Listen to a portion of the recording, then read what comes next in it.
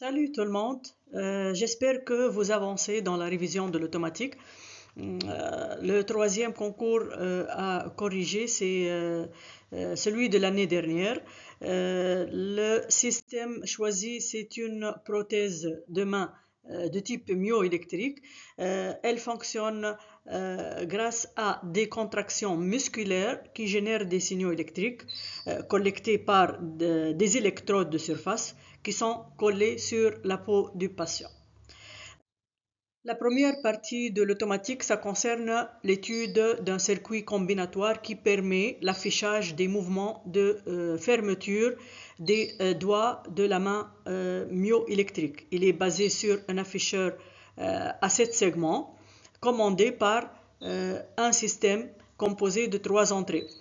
Une entrée pour le pouce, ça s'appelle P, pour l'index I, et une entrée collective qui s'appelle S, ça concerne le majeur, l'annulaire et l'auriculaire qui sont liés à cette entrée-là par une porte O. La description du système de commande de l'afficheur est regroupée dans les points suivants.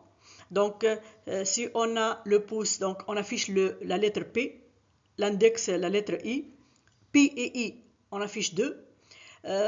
Un parmi les 3 autres doigts, donc S égale 1, on affiche le 3. Et si on a le cas où on a S et P, ou bien S et I, on affiche le 4. Et les 5 doigts à la fois, on affiche le 5. On va mettre tous les états vrais et faux des 7 segments dans les sorties, dans le bloc des sorties, selon les combinaisons des entrées.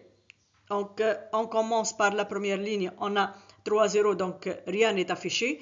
Donc, on a des segments qui sont nuls et qui ne sont pas allumés.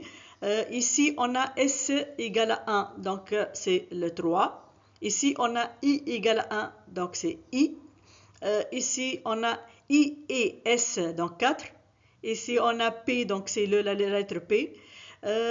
Pour cette ligne, on a P et S, donc on affiche 4.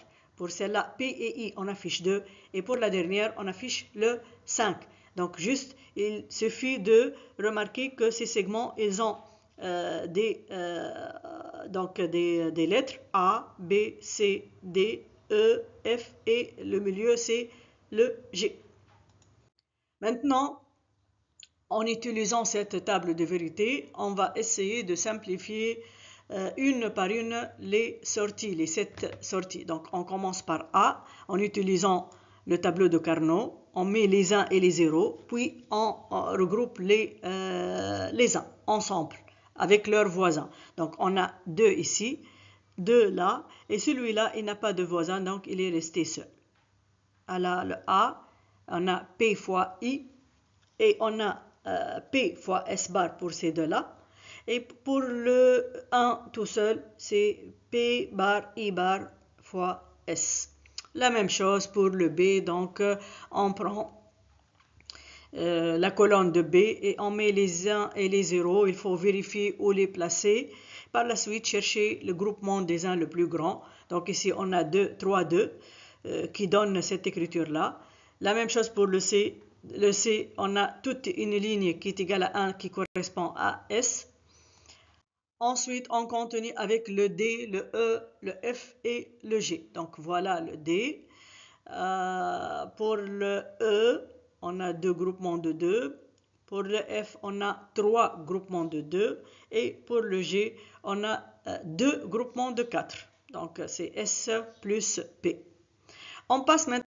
Une fois on a trouvé les expressions simplifiées de toutes les sorties, les 7 segments, donc on passe à tracer leur logigramme ou bien le circuit d'affichage. Ici, il a donné une seule condition, c'est qu'il faut utiliser des portes à 3 entrées. Quel que soit le nombre d'entrées, il faut garder les 3 entrées dans chaque porte. Donc, j'ai pas tout tracé, c'est très long. Donc, j'ai choisi par exemple le segment A. On a la somme de 3 produits. Il y a des produits où on utilise 3 entrées séparées et il y a des produits où on a 2 seulement. Donc, il faut lier la troisième entrée à une quelconque des deux autres entrées. La même chose pour le G. Donc voilà, on a deux entrées seulement. Et on fait la somme.